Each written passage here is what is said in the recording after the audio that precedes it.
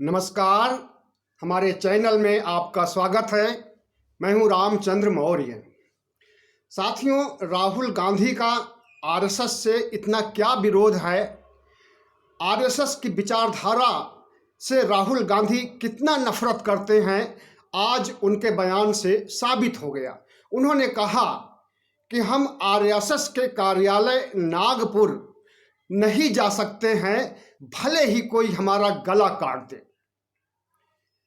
जाहिर है कि राहुल गांधी की आरएसएस के प्रति नफरत लाजमी है, क्योंकि यही वो आरएसएस है जिसने कांग्रेस का विरोध किया था। यही वह आरएसएस है जिसने अंग्रेजों का साथ दिया था। यही वह आरएसएस है जिसने आज़ादी की लड़ाई में हिस्सा नहीं लिया। और यही वह आरएसएस है जिसने गांधी जी की हत्या की है। सिर्फ इतिहास ही नहीं कलंकित है आरएसएस का, बल्कि आरएसएस का वर्तमान भी कलंकित है। और अगर इन पर कंट्रोल नहीं किया जाएगा, इनसे नफरत नहीं की जाएगी, इन्हें सीख नहीं दी जाएगी, तो इनका भविष्य भी कलंकित रहेगा। आरएसएस के बारे में आज राहुल गांधी ने पंजाब के होशियारपुर में प्रेस कॉन्फ्रेंस में कहा कि राहुल को, वरुण गांधी को तो हम अपना सकते हैं, गले लगा सकते हैं, लेकिन वरुण गांधी जिस विचारधारा, जिस आरएसएस से जुड़े हुए हैं, उनका हम साथ नहीं दे सकते। और उसके तुरंत बाद वरुण गांधी का बयान आता है कि हम आरएसएस की विचारधारा से न कभी जुड़े थे, न आज जुड़े हैं, न आगे कभी जुड़े रहेंगे। तो इस तरह से राहुल गांधी ने जो आज बयान दिया है पंजाब के होशियारपुर में, आज पंजाब में उनका आखिरी दिन है, कल वे हिमाचल निकल जाएंगे, उसके बाद कश्मीर निकल जाएंगे और फिर 30 जनवरी को यात्रा का समापन होगा। यात्रा के समापन होने के पहले जितने प्रेस कॉन्फ्रेंस निर्धारित किए गए थे, उससे कहीं ज़्यादा प्रेस कॉन्फ्रेंस हो चुके हैं और अभी कितने प्रेस कॉन्फ्रेंस होंगे। और इन प्रेस कॉन्फ्रेंस में राहुल गांधी किस तरह से भारतीय जनता पार्टी आरएसएस पर ठीकरा फोड़ेंगे, इनके नफरती बयान को, इनके हेट स्पीच को देश के सामने उजागर करेंगे। और देश की बिगड़ती हुई हालत को देख करके राहुल गांधी किस तरह से द्रवित होते हैं, संवेदनशील होते हैं और उसके लिए सत्ता को जिम्मेदार ठहराते हैं। वो चाहे बेरोजगारों की बेरोजगारी हो, वो चाहे महंगाई हो, वो चाहे और कई बड़ी समस्याएं हो, और सबसे बड़ी समस्या तो इनकी सांप्रदायिकता और नफरत है। नफरत के बाजार में मोहब्बत की दुकान खोलने की बात कर चुके राहुल गांधी जिस तरह से जैसे जैसे यात्रा संपन्न हो रही है, वैसे वैसे इनका आक्रोश आरएसएस के प्रति, बीजेपी के प्रति, बीजेपी के तमाम नेताओं के प्रति बढ़ता जा रहा है। और जिस तरह से इस पदयात्रा के बाद हाथ जोड़ो यात्रा की शुरुआत करने वाले हैं और गुजरात से लेकर के अरुणाचल प्रदेश तक, पश्चिम से पूरब की ओर यात्रा की तैयारी कर रहे हैं, उससे यही लगता है कि 2023 तक पूरा इनका पदयात्रा और हाथ जोड़ो का ही अभियान चलेगा। हाथ जोड़ो अभियान के तहत तमाम गांवों तक, तमाम पंचायतों तक, देश के सभी पंचायतों तक, जिलों तक पहुंचने का इनका इरादा है और हर घर में राहुल गांधी के संदेश को पहुंचाना कांग्रेस पार्टी ने सुनिश्चित कर लिया है। जिस तरह से Bharatiya Janata party booth level पर काम करती है, ठीक उसी तरह से काम करने के लिए बूथ स्तर पर या लोगों को मोटिवेट करने के लिए, मोदी सरकार को हराने के लिए जो अभियान चलाने जा रहे हैं, वो 26 जनवरी से शुरू हो जाएगा, हाथ जोड़ो अभियान। तो इस देश में नफरत की राजनीति जो 2014 से आई हुई है और वो आज परवान पर है, और उसी नफरत की राजनीति से भारतीय जनता पार्टी अगला 2024 का भी चुनाव जीतना चाहती है। उसे अब किसी भी हालत पर जीतने देने के पक्ष में नहीं है राहुल गांधी और विपक्ष के तमाम क्षत्रप लोग। तो जाहिर है कि जिस तरह से 2014 और 2019 में भारतीय जनता पार्टी ने कांग्रेस को बदनाम करके, कांग्रेस को कुख्यात करके और कांग्रेस के बारे में दुष्प्रचार करके वोट हासिल किया था, उस तरह के वोट इस बार भारतीय जनता पार्टी हासिल नहीं कर सकती है, क्योंकि राहुल गांधी अब पप्पू नहीं रह गए हैं और कांग्रेस पार्टी अब पहले वाली कांग्रेस पार्टी 2013-14 वाली कांग्रेस पार्टी नहीं रह गई है। आज राहुल गांधी जो कुछ कह रहे हैं, उनकी बातें जनता और यह देश सुन रहा है और देख रहा है कि कौन नफरत के बीज बो रहा है, कौन नफरत बढ़ा रहा है और कौन नफरत खत्म कर रहा है। अभी हाल ही में कर्नाटक चुनाव प्रचार के दौरान जिस तरह से साध्वी प्रज्ञा ने कहा कि अपने चाकू की धार तेज कर लो, मुसलमानों से अपने बहन बेटियों की सुरक्षा करने के लिए अपने हथियारों को संभाल लो, अपने हथियारों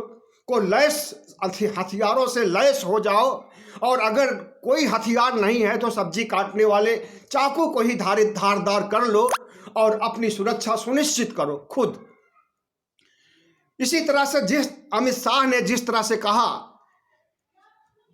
इस देश को हिंदुत्व की प्रयोगशाला बनाते हुए जिस तरह से उन्होंने कहा कि राहुल बाबा कान खोल करके सुन लीजिए, 1 जनवरी 2024 को राम मंदिर का द्वार खुल जाएगा अयोध्या में और लोगों को राम का दर्शन करने का अवसर मिलेगा।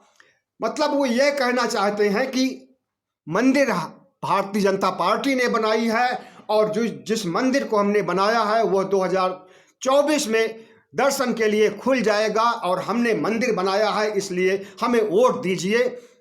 विकास से कोई मतलब नहीं रखिए, बेरोजगारी से कोई मतलब नहीं रखिए, जनता के ज्वलंत मुद्दों से कोई मतलब नहीं रखिए, महंगाई से कोई मतलब नहीं, क्योंकि मैंने राम मंदिर बनाया है इसलिए हमें वोट दीजिए।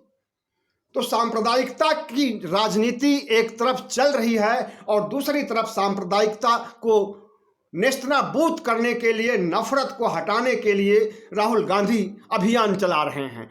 अब इस अभियान में कितना सफल होते हैं यह तो समय बताएगा, लेकिन जमीनी स्तर पर देखने में आ रहा है कि भारतीय जनता पार्टी के मुकाबले कांग्रेस का जनाधार बढ़ रहा है और जिन जिन राज्यों से होकर के पदयात्रा गुजरी है उन राज्यों में कांग्रेस की स्थिति मजबूत हुई है और भारतीय जनता पार्टी की स्थिति डावाडोल हुई है, दुबली हुई है। तो इस तरह से सिर्फ कन्याकुमारी से और जम्मू कश्मीर ही तक नहीं, अब तो गुजरात से लेकर के अरुणाचल प्रदेश तक फिर से यात्रा शुरू की जाएगी और उस दौरान भी देश को जोड़ने की बात और देश में सौहार्द कायम करने की बात, देश में नफरत को हटा करके मोहब्बत का पैगाम देने की बात कही जाएगी। तो राहुल गांधी ने जिस तरह से कांग्रेस को, भारतीय जनता पार्टी को घेरा है, आरएसएस को घेरा है और आरएसएस के चाल चरित्र चेहरे को उजागर किया है, उसे आप अच्छी तरह से जानते हैं।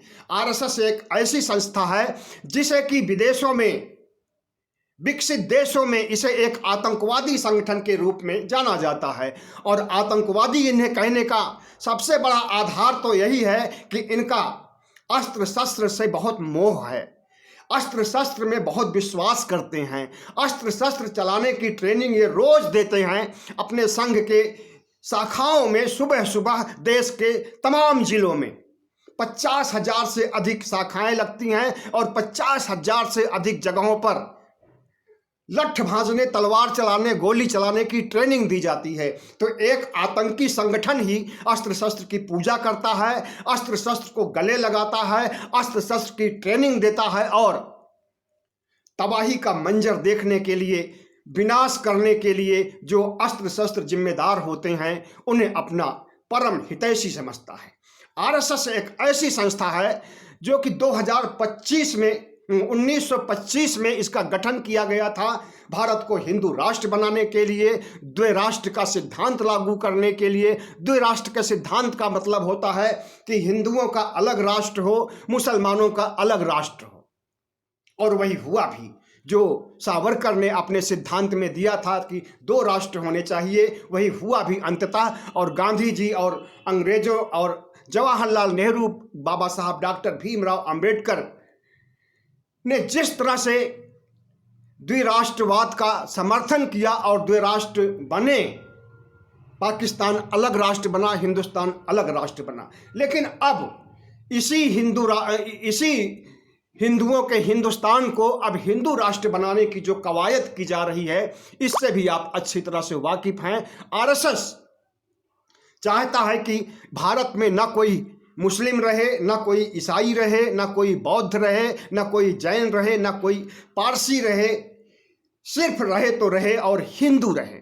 और हिंदुओं का राष्ट्र होगा, मनुस्मृति संविधान होगी, राजाओं जैसा राजतंत्र होगा, न तो लोकतंत्र का कोई महत्व होगा, न संविधान का कोई महत्व होगा, न धर्मनिरपेक्षता का महत्व होगा, न समानता का महत्व होगा, और न इस देश की साझा संस्कृति एक साथ चल सकती है। तो ये सोच है आरएसएस की, जो कि हिंदुओं का संगठन है और हिंदुओं में खास करके ब्राह्मणों का संगठन है और ब्राह्मणों में खास करके कट्टरपंथी ब्राह्मणों का संगठन है।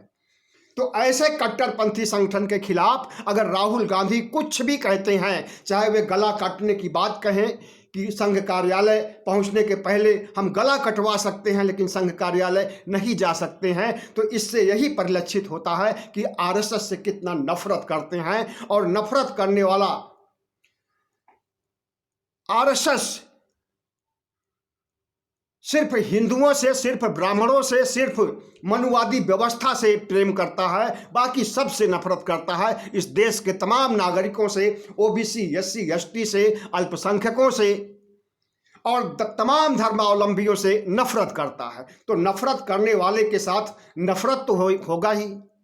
अगर आरएसएस और भारतीय जनता पार्टी मुसलमानों से नफरत करेगा, अन्य धर्मावलंबियों से, ईसाइयों से, बौद्धों से, जैनों से नफरत करेगा, तो उससे जरूर नफरत करेंगी इस देश के 140 करोड़ लोग, उससे जरूर नफरत करेंगे। और अगर इस देश के 140 करोड़ भारतीय जनता पार्टी और आरएसएस से उसकी गलत नीतियों, गलत एजेंडों के तहत उससे नफरत करेंगे, तो 2024 क्या 2029 या 2034 में भी भारतीय जनता पार्टी लौट करके नहीं आने वाली है। जिस तरह से भारतीय जनता पार्टी 1984 में 2 सीटें पा करके रह गई थी, वही स्थिति फिर उसके सामने आ जाएगी और वह वनवास में चली जाएगी अनंत काल के लिए। बहुत बहुत धन्यवाद। हमारे चैनल को सब्सक्राइब कीजिएगा, लाइक कीजिएगा और शेयर कीजिएगा।